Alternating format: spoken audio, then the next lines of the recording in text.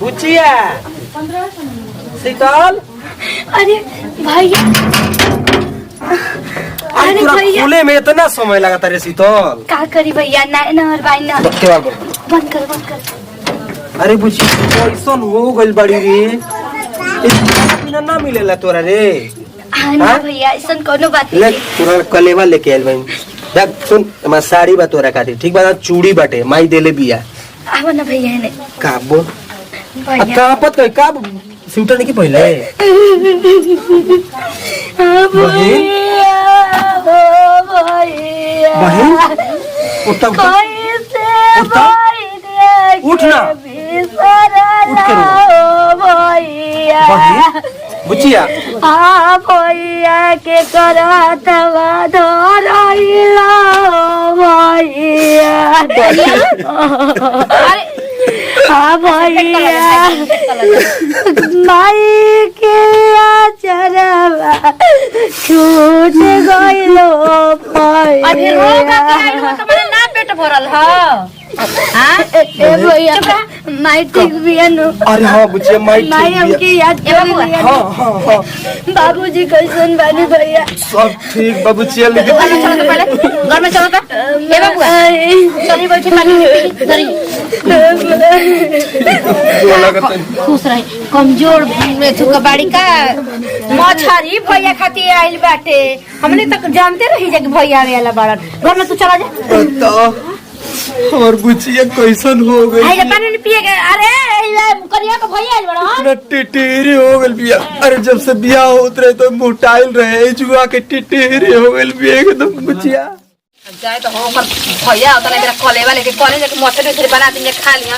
जैसे हमार भाई तो ओकर भाई इतना बढ़िया बनाई ना तो वो याद करियो कि बहनी की सब्जी के घर से कितना बढ़िया खाना मिल रहा है। आजी दीदी का जी खाती हम अपना हाथ से मछली बनाई ना। ठीक है छोटी छोटी की। हाँ दीदी हमके आवेला, हटी ना। आ गई तो भैया। हाँ भैया अगलन आ गई ना। हाँ दीदी हमारे भैया अगलन कले तो वाला। हमने तो भैया के बना सकी ना छोटकी।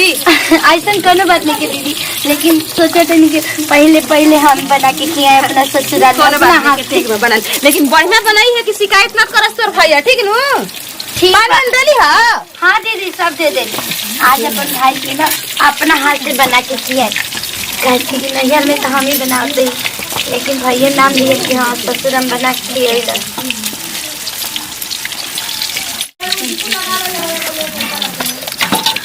ए दुल्हन हम भैया आइल बड़न हो जा तनी देखो पानी ने पिया होता हम बनाओ तनी नु ना दीदी हाँ हम बना ले। रौरा जाए तो मैं भैया से बात कर ली। अरे तहार भैया बन तो तू न बतीबू हो हमनी के तो पानी ने गोड़ लगला हम कहीं खुश रहे बाबू हमार भुलाइए भी रहो तो कहतन कि ना ये दीदी क्या करम काम में रह कन्या तनी हम से दो को पीस जाता बुचिया के लइकिया मांगा तरह तो का संजय जी ले ना मम्मी जी हमारे से काम आ जा चल जी हंसा गाने तो फिर कहाँ खाए के मिला काटे होने के। ठीक बात है हटा तो तू हटा हम बनाओ तनी तब देखिए हम चावल वाल सब। हाँ चावल पसारा थी में छिपा में। ठीक छिपा मत पसारिया पतले में पसारिया पतलवा सधावे के बटे। ठीक है। अरे अपनी भैया के लिए के दे तनी प्लेट में हो। अभी और ही घर में एक गमला वो का तारा ही के बा। ठीक मम्मी जी रुक जाई भैया के पहले मिठाई उठे से पानी पियाई। बुचिया का घर अभी मड़ाइए बाटे, लिंटर करे के बाटे अभी। चल कुछ दिन में कमाइया इतना था तब मान लगे घर उजागर हो जाए। बुचिया अरे केने बड़े का हो भैया तब कैसन घर दुआर लगा? अरे ठीक बा बुचिया, मान लगे अब तो सब ठीक है ना बा। अब तू ही लोग ना देख ताक के बियाह कैले बड़ा जा। अब जैसन घर में बैठेले हो जाई जिस भाव से बानी। अच्छा ये बता लड़का ठीक रही तबे ना बियाह शादी हमनी के कहीं जा। लड़का मान लगी पढ़ेला लिखेला अच्छा बाटे, नौकरिया बा भले प्राइवेट तक बाटे के का। हाँ वो तो बात बोले ही भैया, लेकिन कोनो बात नहीं के भैया बहुत हम खुश बानी। का बताएं कि हम कितना खुश बानी। लेकिन ए भैया बोल बुचिया बोल। बुचिया ठीक बिया ना? अरे सब ठीक बिया, तोरा के याद कर लेली सब कहली से ना कि फुआ कब आइयो तो फुआ माई तो वो तो भैया माई तो हमरे के एनी टाइम याद करत है। अरे बुचिया माई बोले लगी बेटी रोए तो कितना सेवा पानी करत रहे। अंकलवा पढ़ाई करत है ना? हाँ लेकिन बहुत मन सरांग ही करेला के भैया ना मार के डांट के रखी है। अरे उसे बहुत बिगड़ गई बाबू, पढ़ाई पे कम और घुमाई पे ज्यादा ध्यान देता। अभी तन बुद्धिया कम बा, जब बुद्धि बड़ हो जी ना तो पढ़े लिखे लगी या सब जानकार हो जाई का। अब हम रही तो करे के मारत ना कम बा, जब पढ़ लिख ले महान बनी तो कुछ जान जाई। हाँ वो तो बात ठीक बा बोल रही ना? बा भैया। हाँ काजी तो खूब अच्छा। अपने मेहरिया से खाली बतियाम का। प्रणाम, प्रणाम मेहरिया से अपने बतिया ए बारे हमरा भइयो खातिर छोड़ देवेला। ऐसा कोनो बात नहीं के ठीक बा। हम कैसन बात बा हमके तो लागत है कि वैसने बात बा नहीं में कुछ रहे ना भौजी। अरे ना जी बुझिए ऐसन कैसन बात करता नहीं रौरा। ठीक बा बात करी। ठीक बा खाना ना खेनी हां आहा तो निकालत है बहनी के सामने कुल को तब काजी ठीक बा ना। हमार तो ठीक है बेटे रणुए मरब काजी बियाह शादी करे हाड़े हरदी लगावाई। अरे भाई तो ठीक है बेटे हमर मोह लागल कोनी की बेचारा को दिन तक हाथे जरियन घर में उतारेला ना त अपना बहनिया के रख लेवेला का दिक्कत रही घर के इज्जत घर ही रह गइल। पागल हो ऐसे कुछ ना कहल जाला ठीक बा। गजब के बाकी रो हो गया था ई तो आइल का रे। हां भैया ठीक बा बतिया ला तू। ठीक बा। ये करा बहनी के गोड़ लागो जब देखेला घर में कुछ बनत तबे चल आवेला। अरे खिचड़ी लेके आनी है कले खिचड़ी का गेठा लेके लो को इना बुझाला कोनिया से मछरियो 1.5 किलो ले ले आई। अच्छा कॉले रहती तो हम लेके आए लाते। कहल जाला तब लेके आवल जाला बहनिया के दिया देवे खातिर ना तो सामानवा और घर बनाए खातिर नहीं के आवत। अच्छा ठीक बा, अब जीवन हाथ में जुड़ल है उ लेके आनी है पाहुन। इहो खा लो तो पूरा आधे सिर खा लो। अच्छा ये बात बताई, एगो बात पूछल चाहतनी। हमार बहन मोटाइल है जो कहे टिटहरी हो गइल बिया, तो ओकरा के बुलाओ कहां बैठ रे बुचिया बुलाओ कहां बुलाई। जाओ वो टिटहरी बिया तो ओकरा पूछा क्या आखिर काहे होती है। अभी हो तारा के कुछ खत्म है खियाई कुछ पियाई दूध खत्म है पियाई अच्छा रही। माने का पियाई का जी रौरू भैया जरूर मजाक करत नहीं। दहत इसको ऐसे बोला तड़ू ई हो ई तवा देखे के पाला लेखा हो गेल एकरा देखी देखी, मजाक ऐसे मत मत करी, बोली। बहन के सामने कुछ सब ना बोलल जाला। भैया के कभी बहुत है कि काहे सुखाइल जाता है तो तारा नहीं का पता काहे सुखाइल जाता खाए है। पिए के दही काजू बादाम किशमिश देखिए हमर दही। भैया के कभी कभी दिमाग उब जाला, ज्यादा ना बोल पावेला। हां तो तू बच के रहे ना तो तोर भैया का जन दिमाग बता सब पता बा हमरा। आ तू काहे नैहर बार जाए के कह तड़ी से। अच्छा, अरे। हम कहाँ कोनी नहीं हो जाए अभी लग रहे तो बियाह शादी भइल अभी काले निया जी जाए के कह छोड़ी जाए दी, माई का याद आवेला, भाई का याद आवेला, भौजाई का याद। हाँ भैया अभी 1.25 महीना की बात चल खाना ना खिया के अपना घर में सुता ले तो बौरा बा कहीं दूसरा घर में कूद जाई। हाँ, चल अरे एकरा सुता लिए। रौरा अपन दीदी लगे सुते जाइम का कैसन पाहुन बा उल्टा सीधा जाए बोलत दीदी रहता। कोनो बात है ना जीजा हन तनी मजाक ही कर देलन त का हो। अच्छा ठीक बटे, खाना में का बनल बटे?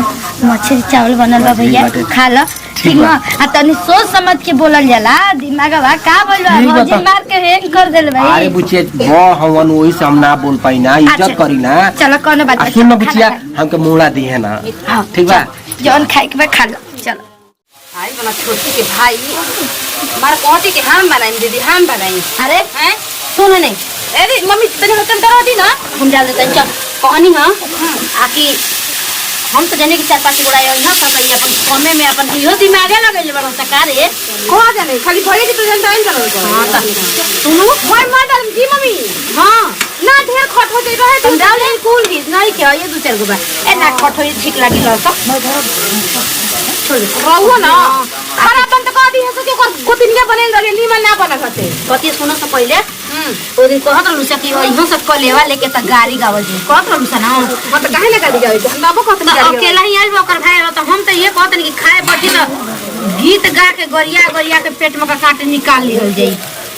हां कि त खाई हम तबे गरिया गवा जी की ओबे गवा जा रे अभी हलचल कर ली कोई भरी लगा लगी हम का करे मजा को सरिता वाले हम तो भाई अब गइबू से त गाड़ी कटहर के पे बुला के लिया लीरा के सके बनिया सुतेली के सके मौगा ऊपरा से चू गइले लासा तमाशा देखो ऊपरा से चू गइले लासा तमाशा देखो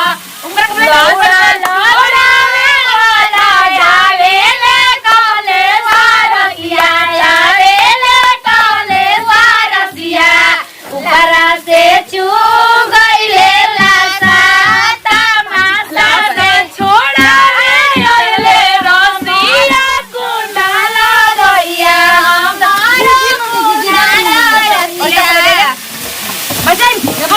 में अरे अपन भैया को लेके लिया जा राकेश को बोला लिया काहे के मम्मी जी अरे जब तनी रे बोरा वाले के आओ क्या होता नहीं रे माई तू तो और बिटिया बनल बानी हां आमा जी रहुआ हमारे के बोला अरे ना हे जा बैठे बा ठीक बाटे अच्छा हो जा बैठे हे जी बैठी छी ना कहीं हे जी बैठी हो जा बैठे वो साइड के बैठ गई अरे वो साइड के बैठ गई गाँव तो नहीं जाता आए अब बैठा बेटा वो हो पर भाई तरी अपन भाई पेट में काटा जौन बा तो निकाल ले उसो लाल मारी चाई हारा हर के पिसाई लाल मारा चाई हारा हर के पिसाई कैसा के गाड़ी पछा पाई जी रखे सके गाड़ी पछा पाई जी अरे गाड़ी पछा पाई उन गाड़ी पछा पाई ओ गाड़ी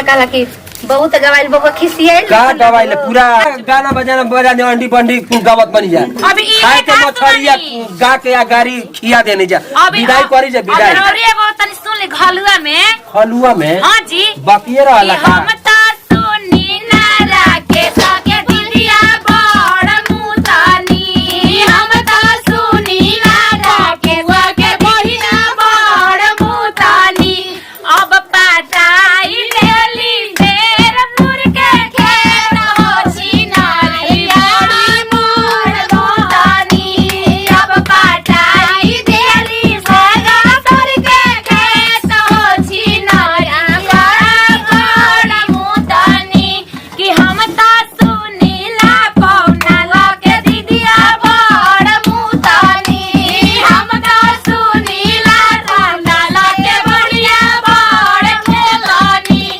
अब बटाई देली नागर के खेत हो छिनारिया बड़ मुतानी अब बटाई देली सरस के खेत हो छिनारिया सुन लीजिए औरी हमारी ई गलिया पेट भर गइल। वाला का पैसा देला ना हमारी गलिया के गवाया ना दिया आ गलन भेड़ ये कहीं का निकाल दीजिए हो गइल हां हो गइल अभी बेचारा का खाए के बेरी कितना गाड़ी दियो जे उनको ते बेरा दिन में बन गइले मम्मी सुनो यही लहार में हम वो बेचारा का गरिया का हो गइल? ये कातना हरामी बिया का गइले नहीं ऐसन कुल में ना लिहल जाला हां ना त ये सब लेके काकी त के करे पता काकी आ गाड़ी गोल होइले हिते ना त खाती होइबे करला गाड़ी गाड़ी ना कहल जाला रे एकरा के प्यार कहल जाला ये स्वागत कहल जाला तन फरिया लेके आओ ई ना एगो बियाह शादी के राम भजन मतिन बाटे जैसे भगवत में राम भजन होला ओई तरह बियाह खातिर बाटे राम भजन चस बहुत हो आओ हम खियाओ तनी उनका के पथे लागल तहार भतरा के गवात रहे नु त ना कहत रहू तनी बतला आ त का हो गलो सफर के त गवाइबे कइल हवे बना के तो रख देनी मछली अब जात बानी और सब कोई के ना बुला बुला के खिया देत बानी कि ना पहले तो मम्मी जी पास जात बानी वैसे भी आज पहले बार अपना हाथ से बनैनी है घर में हम मछली पता ना कैसन बनल बाटे कैसन चिकनी है तो अच्छी बन रहा टिए अब जाए तो जात नहीं पहले मम्मी जी की कहे कुल बनैली सन कि ना बनैली सन अभी तक तो कोनो सुदे बुद नहीं के सुनाते दादाई कनी के मम्मी जी का मम्मी जी चली खा ली है हम बना देले बानी मछली बन गइल हाँ मम्मी जी कोने निमन से बनैलू हनु मम्मी जी अपना से तो बहुत अच्छा से बनवले आ में का डल्लू हा मम्मी जी जो भी मसाला रह लगे ना अभी हाँ। हम सब डाल के बनैले बानी। धनिया के पत्ता टमाटर हाँ सब डालू धनिया का ना पत्ता है टमाटर और प्याज सब कुछ काट के डाल आ देख तनी चटकार बनैलू कि ना न तो उठा के छिपा फेंक दी ना ना मम्मी जी हम अपना से बहुत अच्छा से बनवले बानी अब भगवान करो सब का जने तारा नैयर में कैसन बनेला कैसन ना बाकी एजे मीट मछली के बहुत शौकीन हलो मम्मी जी हमरो गाँव में सब लोग मुर्गा मछली खाला तो थोड़ा बहुत आइबे करत रहला लेकिन हम अपना से बहुत अच्छा से बनवले बानी चली ना चल के पहले खाई तब पता चली ठीक बा तू चला हम आवत तनी आ जा बड़की उड़की के कह दा ठीक बा मम्मी जी कि हमरा के ना पूछ लिया सन जा तनी मम्मी जी तब दीदी ओदी के सब कोई लोग के कह अरे देबे। शिकायत बतियात हो सन ओनी के मम्मी जी अब वो लोग के मर्जी शिकायत बरती है देखी का लेकिन हम जात बानी वो लोग के बोल देबे जहाँ दोनों गुट रही सन पुए पकैया सन तो जा हमरा से पहले अरे हम तो सास हई हमरा के पूछबू चाहे ना पूछबू घर दुआरवा हमारा तो खइबे नु करे ओनी के जा पूछ ल ठीक बा मम्मी जी हम जातन दीदी के जा। कह देबे आई रहो जल्दी बैठल हाँ, रह जाई चलो ये दादा तनी जा तनी काम और यार चाय पानी पिए अब नया नोर कनिया आयल भी है तो थोड़ी ना काम की बना के दो वो दुखा जाए ऐसे बढ़िया अपन अपने हाथ जरावा अभी आज ये बनावे के वही तो ये खुदे बना के दी ही अब कहे जाए आदमी कि बाद में घूट देवो कि हमरा के दिले बनी दीदी ए दीदी कहो कनिया अच्छा ले हम अपना से मछली बनेले बनी चल के रोटी खा ली हैं हाँ मछली बन गई हाँ दीदी अब बाबू जी कहत रहन कि हम बनाई हर मेरा रू ना छुई अरे दीदी मान तनी कि ना बनाए सीख हम है तो आखिर कहिए सीख हम हाँ यही सब अपना हाथ से बनैनी है चल के रोरो सब खा लीजिए। अरे हमार कनिया चलो ठीक बा बनैलू निक से खियावा पियावा हमरा के तो कह देलू हवे रूसनी ही ओकरा के मना लो हम तो चटनी हनी तनी से मिले ला चाटे के तो चाट लेवेनी। जा दीदी मछली दीदी के कह देबे ठीक बा चल के आई जल्दी। हाँ हम चला तनी जा ठीक है कहे दादा हम तो सोची कि बबुआ जी बनाइया तो 1-2 पीस मिली हम तो ई तो बनैले बे लाज ले आज ना हो दी तो 3-4 पीस ले कम ना दी चलो खाए चलो तनी दादा। दीदी ए मछली दीदी के हो अरे आई वो घर में का हो छोटू का है बोला। अरे चल के आई खा ली जब मछली बना देले बनी हम बना देलू हाँ दीदी दीदी जी मम्मी जी के कहलू हां सब कोई के कह देले बानी अब रौरो चली ठीक है बाटे वो तो चलबे करम कि सब कोई गाले के बाद में लोग कहे खातिर। अरे ना दीदी ऐसा बात नहीं के हम तो बहुत पहले ही रौरो के सोचने कहे के लेकिन अभी बनाओ तो नहीं है। सुन ना काट हम मुड़ी ना खाइना ना पोछ खाइना बीचवा में के खाइना तो उही हमार बाची करे ना कि 4 पीस डाल दे बिना कहले कतन ना कहम न जब ना कहम तो डाल जी ह आ जब कहम कि बस रहे द तब समझ ले कि इनका पेट भर गेल न।